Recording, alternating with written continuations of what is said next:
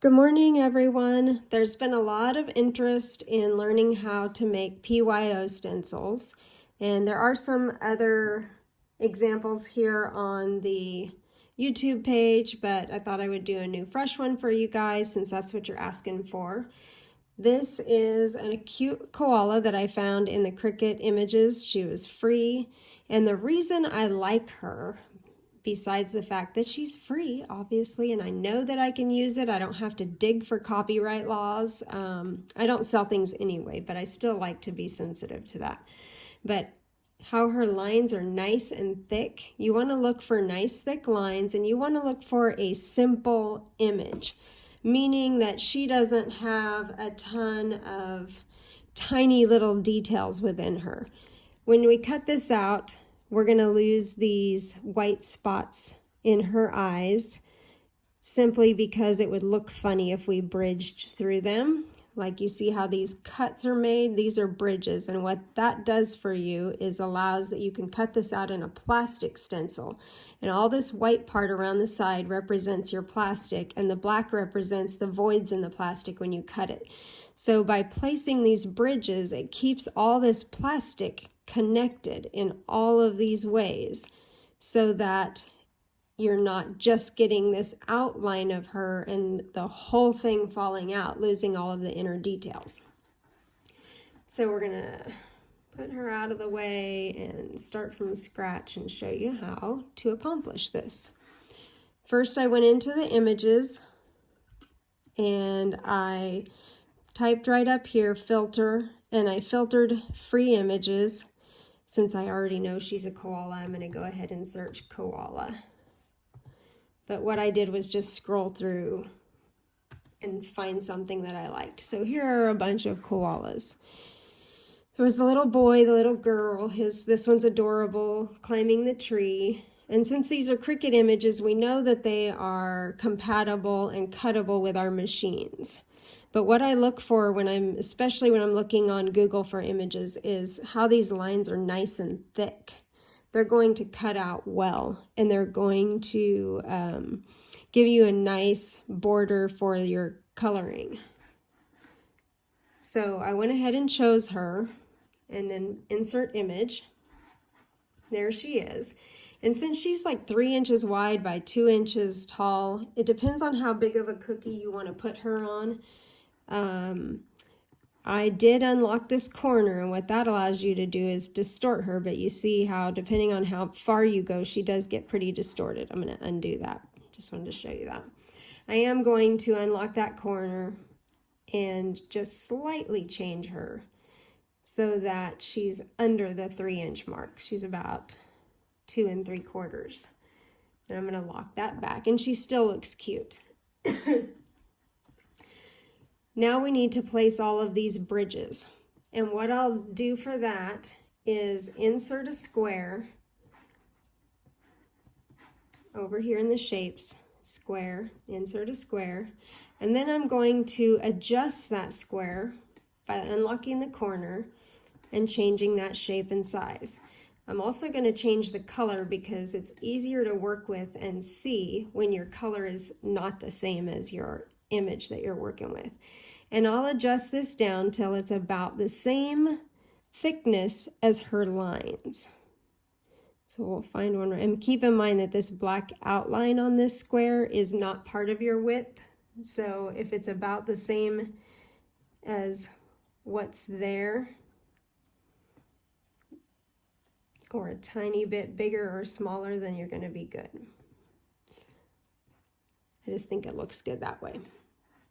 And as far as placement, the important thing is making sure that every space has an opening, meaning that this nose needs an opening. Right now, it's a closed space. There's no way out of there. If you were standing in this and it were a room, there's no exit.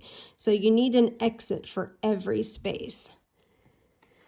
I'm going to make several of these. Since I already know that's the size, I don't want to have to size a square every time. So what I'm going to do, let me hide this one, is place this up here, and then I'm going to duplicate and have several of those because I know I will use several of them.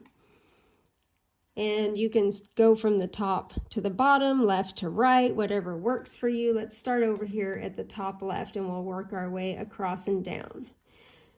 So I need both ears, this space here and this space here need to be bridged. And that's what this is called when you put these in here. I'm going to unlock this corner and make this a little longer so that I can do 2 bridges at once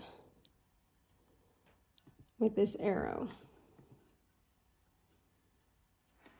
Oh, I'm gonna get rid of that one because you see how it's slanted and distorted. Well, let's see, it's still the same height. I'm gonna go ahead and use it. So now that's long enough to go through both of these spaces, so I'm placing 1 long bridge instead of having to do 2. I'm gonna duplicate that to use on the other side since I've already got it shaped and sized appropriately for that space. I know I can do both of them at the same time. And got them placed roughly in the same place. Her head is turned a little bit, especially since I had unlocked her at the beginning, but it's close. So we know both of those are good. You can go ahead if you want to, you can place all of your bridges or you can slice them as you go. I'm gonna go ahead and slice them as I go, and the reason I'm gonna do that is because then I'm not gonna have all of these everywhere while I'm trying to show you what we're doing. So with this chosen, I'm going to hold my shift key down and choose her, and bottom right here I'm going to say slice. Then I'm going to get rid of these extra pieces that just leaves her. Again, holding the shift key down and deleting those. So now both of those spaces have exits. I'm going to do the same with this long one on her left ear, and choosing her with the shift key down, bottom right here, slice. And then getting rid of these pieces, holding the shift key down, delete. So now both of her ears are done. We're gonna do the same for, and then you see how that moved behind her? So all of these are gonna move behind her because they were on the canvas already, and then we were just using her, so she moved to the front. So I'm going to move her to the back real quick, arrange, send to the back. So if you want to not have to move her to the back every time, you can place all of your bridges and then at the end, slice them all. So there are more than one way to accomplish all of these things. It really just comes down to a preference. Now across here, I know that this is going to pretty much wipe out that detail in the middle, so I'm going to unlock it, and I am going to make this one thinner than the rest, just because I want to make sure I leave some of that detail. We'll go across this.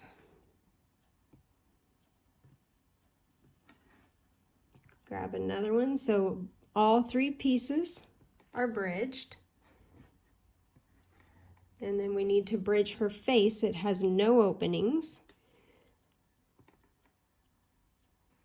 And I will place one. This isn't a have to, but I would probably place one from her face to her ear, only because if you don't, then this is going to be a little flap of plastic, and you'll just have to be careful of that when you're scraping across it, that you don't grab it. If you have had any stencils with flaps, you'll know exactly what I'm talking about. Place one there, place one on this side.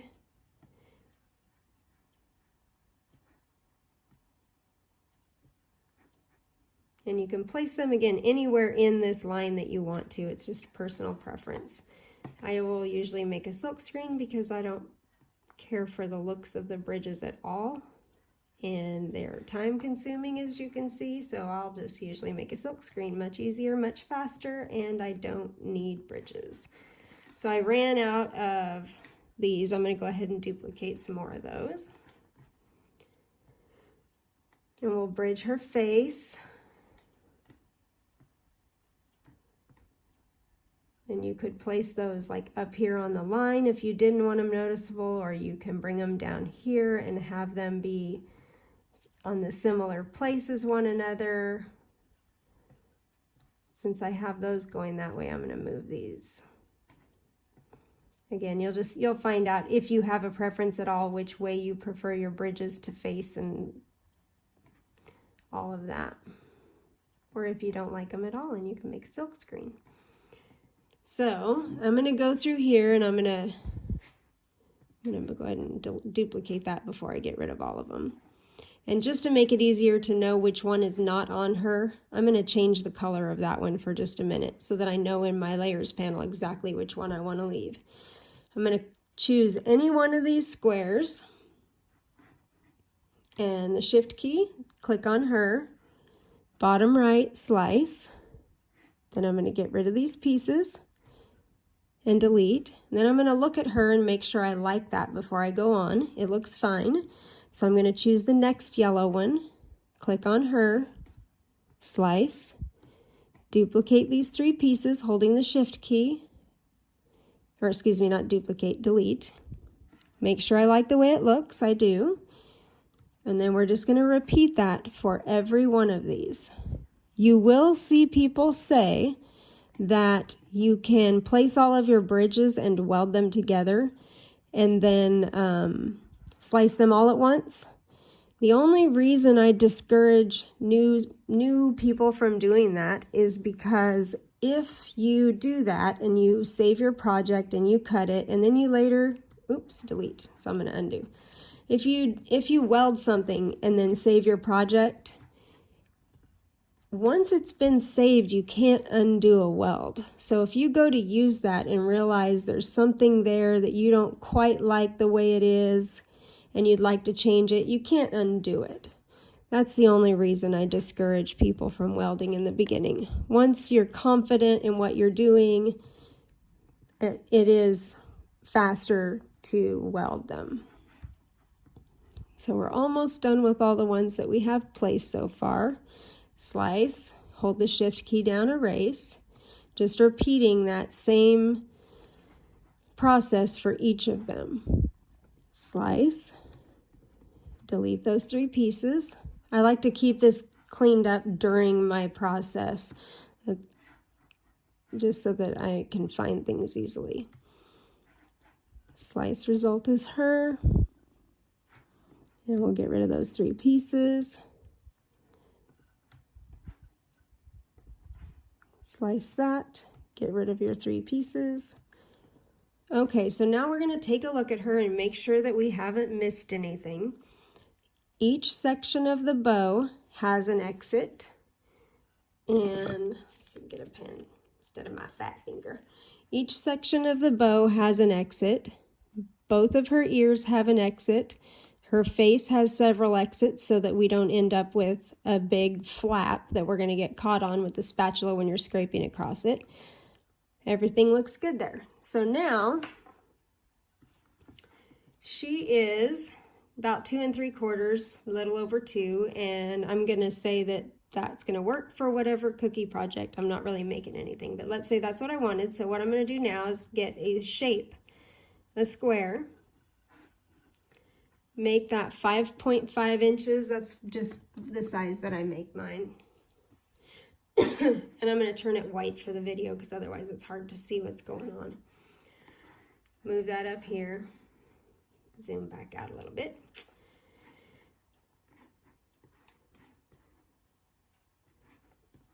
Put her on there. Now I'm going to arrange, bring her to the front so I can see her. I've got her clicked on.